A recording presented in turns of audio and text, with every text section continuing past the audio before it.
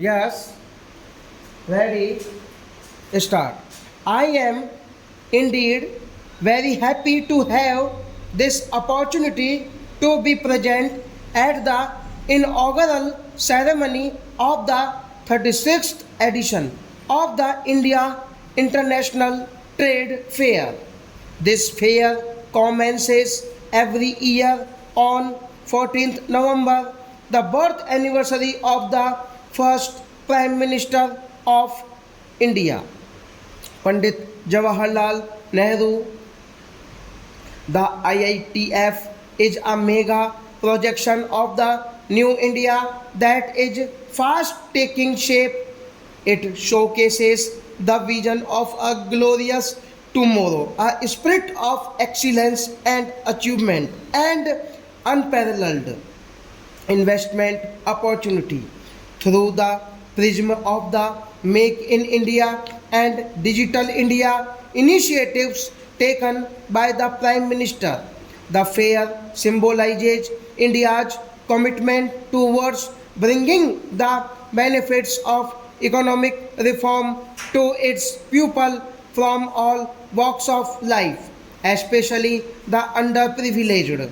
I am heartened to see the considerable presence of foreign companies at the fair. I would like to make a special mention of India's continued endeavor of empowering and bringing together all constructive forces for a better world.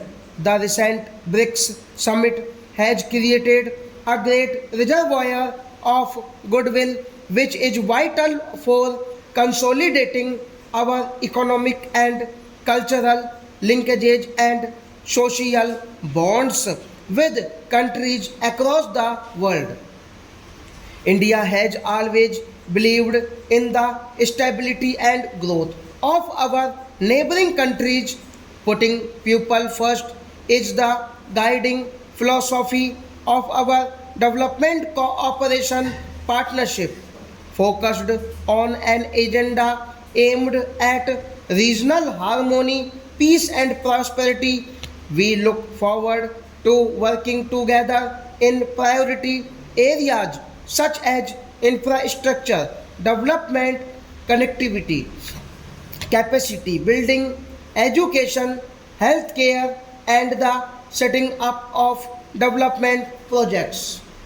India is working with like minded countries in multilateral organizations, including the United Nations, to play an enhanced role in diverse fora, from the Arctic Council and the Pacific Alliance to the UN Security Council, where India has made a legitimate claim for a permanent membership.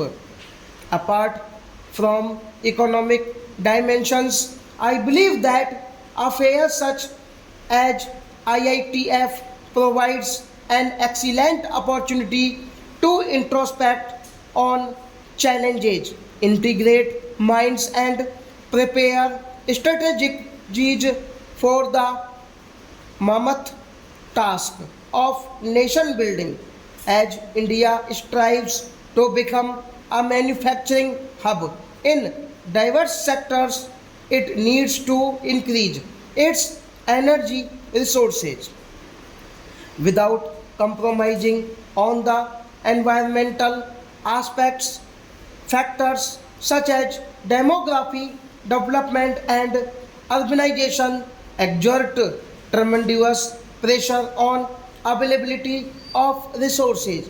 Large scale utilization of resources impacts adversely on the environment. Industry therefore needs to adopt eco-friendly measures and technologies for the development of the people. As there is a considerable presence of foreign countries along with Indian states and UTs in the fair, I would like to share with you that a range of reforms being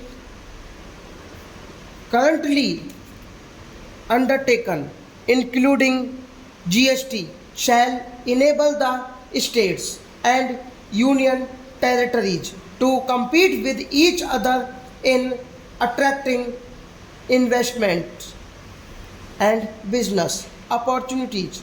Over the medium and long term, these reforms shall also hopefully result in job creation, thus contributing to the growth impulses of the economy. It is a matter of great satisfaction that the Ministry of Commerce and Industry has taken an excellent initiative towards improving the ease of doing business in India with added emphasis on simplification and rationalization of existing rules, procedures, and processes. Government's recent initiatives on e-governance have begun to show results in terms of more efficient and effective delivery of public services. I recall having been associated with ITPO and IITF while serving the government in different capacities. I am pleased to see it grow into a larger and more inclusive platform. Now, I take this opportunity to welcome the global business community who have converged here to further trade and business relations. It is encouraging to note that the IITF this year is seeing the presence of 7,000 participants, including representation from 24 foreign countries, almost state, union, territory, apex, public sector, enterprises, and the MSME and other participants with around 800 rural artisans and crafts persons. I am told that the National Minorities Development and Finance Corporation is also participating along with 100 artisans in this fair this year. I compliment them. I compliment ITPO for the theme of Digital India this year. Digital technologies, e-commerce, e-enabled and mobile services are major components of e-governance and will over time contribute significantly to GDP growth.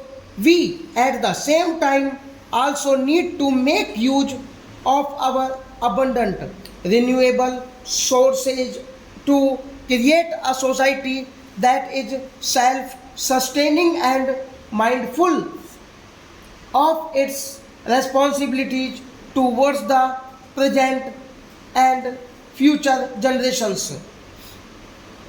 I believe that IITF will reinforce Indian brands that will in the first instance compete and win against the dominant international players in the domestic market before venturing overseas.